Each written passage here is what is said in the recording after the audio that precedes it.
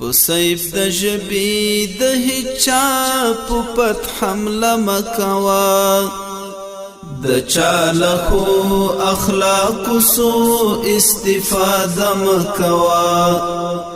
د ژبې تورا د چوپتیا پتی کې پټ ساته د خلق زړونه پر ټپینا کړي غوسه مکوا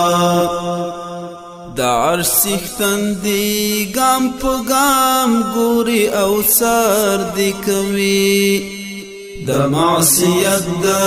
ارتکاب هیڅ اراده مکوا چې د زړه سترګې دې ړندې نشي د حرص په غشو